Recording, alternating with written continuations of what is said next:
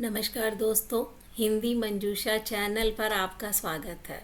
चलते हैं कहानी मंच की ओर। आज की कहानी जो कि हमें अपने मायके, अपने बचपन की याद दिलवा सकती है।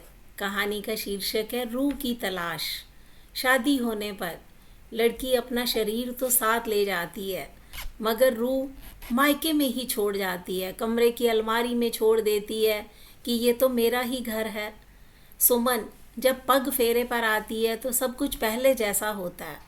वही घर, वही आंगन, वही सीढ़ियाँ, वही अलमारी, उसका कमरा, सब कुछ जैसा छोड़ कर गई थी वैसा ही। अलमारी में बैठी रूह को सुमन तसल्ली देती है, देख तू है ना मज़े में। माँ बाबा के पास भाई के प्यार से बंधी बहन के दुलार में इस कमरे में आराम फरमा रही है। सुमन दूसरी बार जब मायके आती है तो हर कोई दुलारता है। चाय के बाद कमरे में जाती है तो देखती है कि उसकी रूह अलमारी से बाहर पलंग पर पड़ी है, एकदम उदास। पूछने पर रूह कहती है अलमारी के सब कपड़े अब उसके नहीं रहे, माँ ने दे दिए इधर उधर।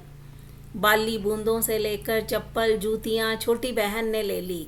सूखे काजल ख़त्म होने को आए, गुलाबी सुर्खी को माँ ने कचरे में डाल दिया। बचे तुम्हारे सर्टिफिकेट, वो एक पन्नी में डालकर रख दिए गए। अब उनका यहाँ क्या काम, जब तुम आओगी तो दे देंगे तुम्हें, ताकि जाओ इन्हें ससुराल।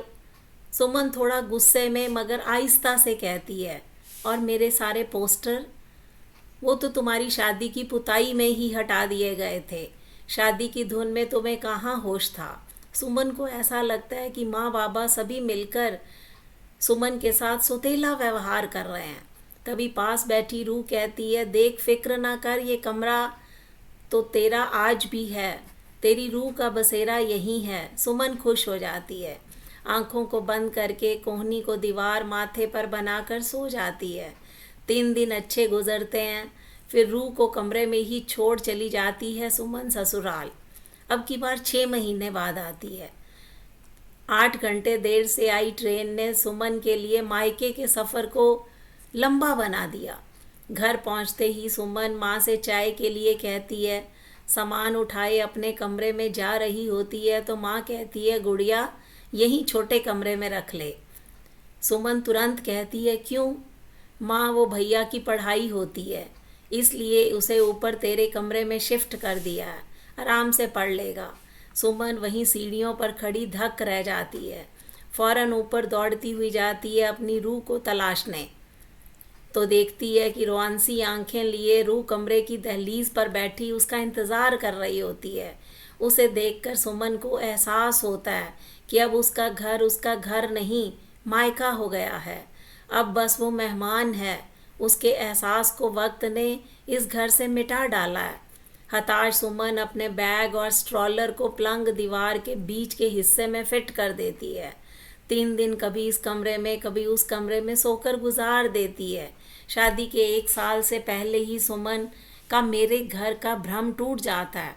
उसे समझ आ जाता है लड़कियों का कोई घर नहीं होता।